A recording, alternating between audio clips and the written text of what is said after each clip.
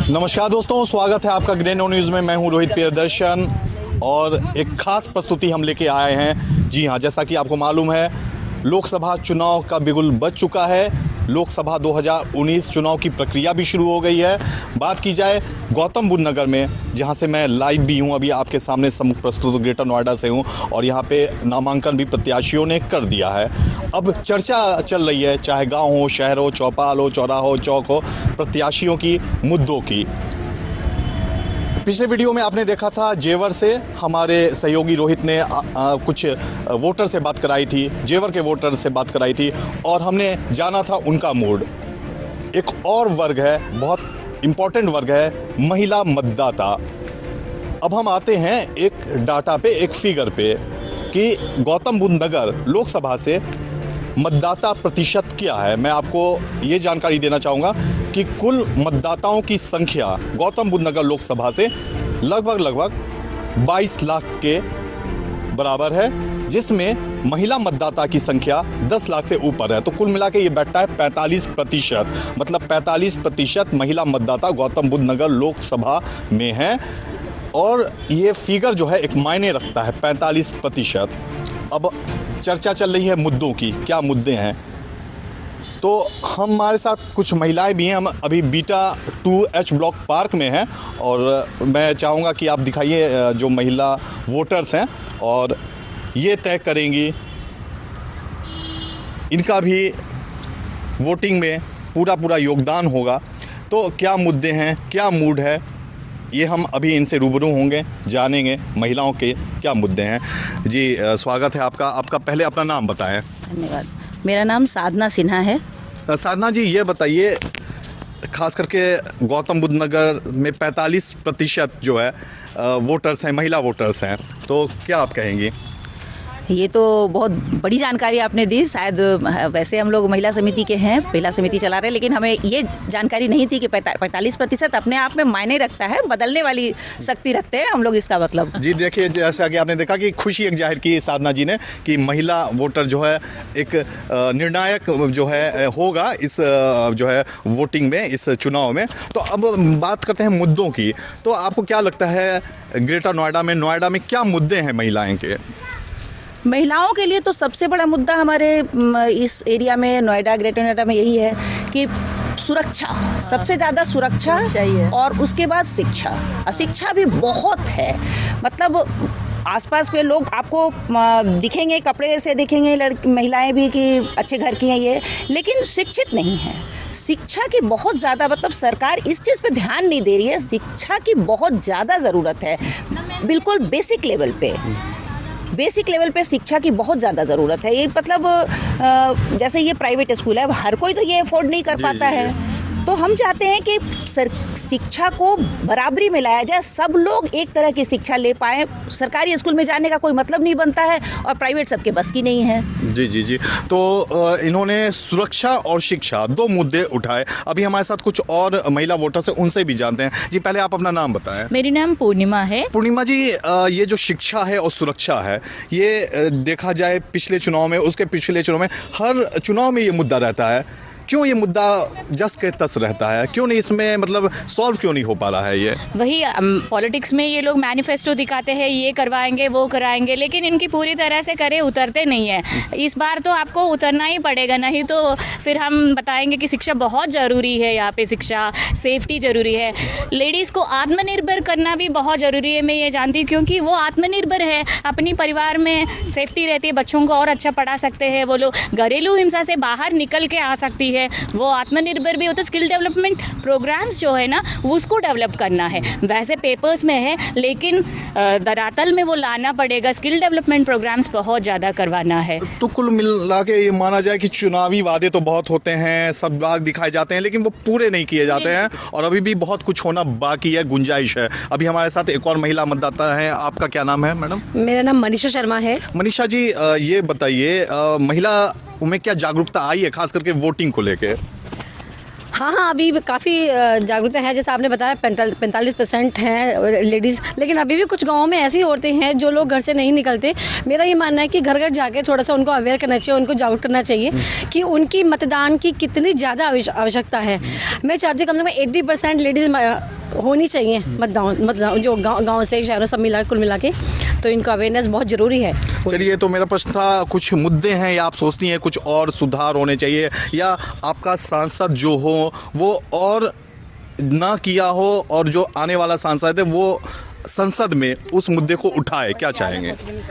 अब मेरा मानना ये है कि थोड़ा सा ना लेडीज़ को सेफ्टी को लेके बहुत ज़्यादा ज़रूरी समझती हूँ, क्योंकि आजकल अभी भी भ्रष्टाचार या ये जो रेप केस बहुत हो रहे हैं, इस पर अभी भी लगाम थोड़ा कम है। जहाँ भी पेपर में देखो तो यही मुद्दे उठते हैं। तो सबसे पहला मुद्दा मेरा यही है कि लेडीज़ को लेकर सेफ्टी बहुत ज़रूरी है। जी, सेफ्टी मुद्दा यहाँ पे छा रहा है कि सुरक्षा चाहिए महिलाओं को, और ये सुरक्षा मुद्दा है हर जो है चुनाव में छाता है। वादे भी किए जाते हैं, कुछ पूरे किए जाते हैं, कुछ नहीं पूरे किए जाते हैं। जी, आपका क्या नाम हुआ? मेरा नाम अंजू पुंडीर है। अंजू जी, क्या मुद्दे हैं, क्या सोचती हैं, खास करके हम जहाँ ग्रेटर नोएडा लोकल आ जाएं, ठीक है, कुछ मुद्दे तो राष्ट्रीय मुद्दे होते हैं, लोकल मुद्दे आप क्या समझती हैं ग्रेटर नोएडा के लिए, महिलाओं के लिए? हाँ, महिलाओं के लिए जैसा सभी लोग कह रहे हैं, सुरक्षा बहुत ज़रूरी है वो, और उसके अलावा जो मुद्दे हैं वो शिक्षा का मुद्दा, मैं समझती हूँ शिक्षा का मुद्दा सबसे ज़रूरी है। सभी को शिक्षा होनी चाहिए। अगर शिक्षा होगी तो बहुत सारे मुद्दे ऑटोमेटिकली ख़त्म हो जाते हैं। जी जी। और मुद्दा है हॉस्पिटल का, सबको हॉस्पिटल में जो फीस लग रही, जो फीस लेते हैं, मनमानी फीस वसूल है, उस पर एक रोक लगनी चाहिए कि आप इससे ज़्यादा फीस नहीं ले सकते। या फिर ये होना चाहिए कि आपको भाई हर हॉस्पिटल में इतने % जो गरीब लोग हैं उनको देखना चाहिए। उनका एडमिशन ही नहीं करते, कहते बाहर रहिए, आप पहले फीस भरो या ये सब करो। तो वो, और तीसरा है जो मनमानी फीस वसूल रहे हैं, इस पर जबर रोक लगनी चाहिए। जो अभी तक कुछ भी नहीं लाए हैं, जब हर सेशन होता है सब अभिभावक परेशान हो जाते हैं, मनमानी फीस ले रहे हैं। कुछ घर के बजट के लिए मुझे, बजट क्या सही मामला चल रहा है, या बजट में बदलाव, या आपका बजट ना प्रभावित हो उसके लिए, उससे संबंधित? बिल्कुल, जो खाने पीने का सामान है वो सस्ता करना चाहिए। अगर उन्हें लग रहा है कि उनका बजट नहीं बैठ रहा है तो भी उसको उठा के किसी दूसरी जगह वो लगाएं, पर खाने पीने का सामान, रहने सहने वो सब सस्ता होना चाहिए। इवन मकान वगैरह सारे सस्ते होने चाहिए। जी मैडम, आपका क्या नाम हुआ? जी, ये बताइए, आपके बच्चे भी होंगे, पढ़ भी रहे होंगे, तो क्या आपको दिख रहा है, क्या मतलब कि सरकार को और या आने वाली सरकार को क्या करना चाहिए, क्या नहीं हुआ है? एक तो महंगाई बहुत है, सस्ताई थोड़ी होनी चाहिए बच्चों की फीस में, और उसमें बहुत परेशानी होती है भाई, मैं तो नहीं उठा पाते, बहुत सी फैमिली हैं। और एक महिलाओं को ज़्यादा वो नहीं दिया जाता है, महत्व ज़्यादा नहीं दिया जाता है। थोड़ा बस यही है, महिलाओं को थोड़ा समझें, बस यही है मेरा तो बस कहना। जी, आपका क्या शुभ नाम? मेरा नाम शीतल वाशने है।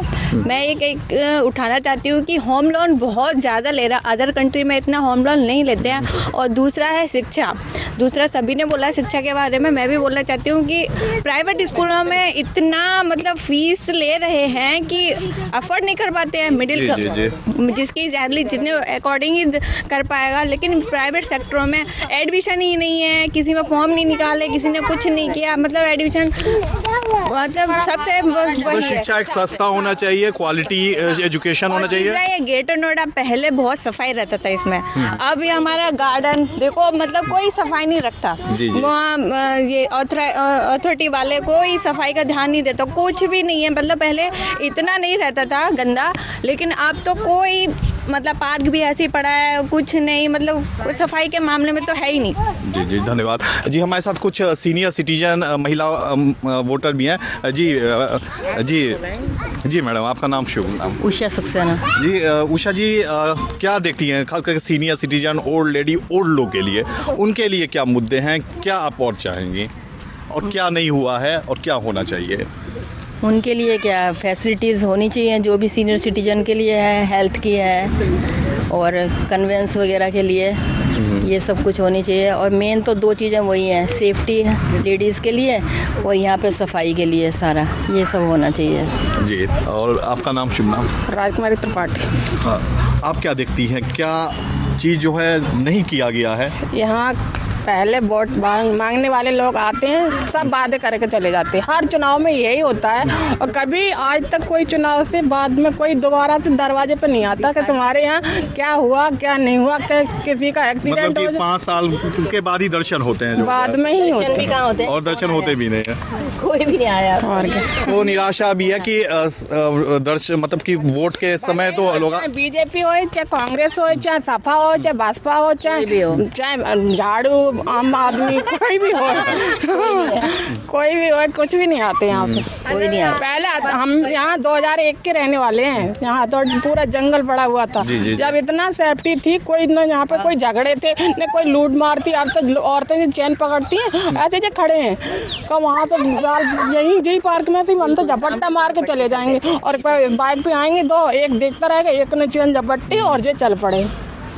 मैं एक और चीज़ बोलना चाहती हूँ, ट्रांसपोर्ट फैसिलिटीज़ और ज़्यादा होना चाहिए ग्रेटर नोएडा में। दिल्ली और ग्रेटर नोएडा में आने जाने के लिए मेट्रो की तो डाले थे, लेकिन वो इतनी कंफर्ट नहीं की जाने के लिए। एंड बस सर्विस नहीं है, ट्रांसपोर्ट कनेक्टिविटी नहीं है, कन्वेंस की प्रॉब्लम बहुत ज़्यादा है ग्रेटर, इसकी सुधार अभी भी नहीं हुआ है। अभी मेट्रो जो चली है उससे कुछ आपको लाभ हुआ है? कुछ नहीं, कुछ लाभ नहीं हुआ है। एक्चुअली उससे कनेक्टिविटी हुई नहीं है, तो इसलिए कोई लाभ नहीं है। वो 25 मिनट के बाद आती है, तो कोई उस टाइम को कैलकुलेट नहीं कर सकता। आपको लगता है कहीं ना कहीं लैक ऑफ मतलब प्लानिंग है बिल्कुल, ये योजना मतलब ठीक नहीं हुई। जो हमें लगता था, बहुत खुश थे हम, मेट्रो आ जाएगी, यहाँ जाएंगे वहाँ जाएंगे, वो सारी धरी की धरी बना दिया। उनकी चक्कर में उनके अंदर से मेट्रो लेके चले गए, वही कर रहे थे और कुछ भी नहीं, उसमें कोई फायदा नहीं हुआ।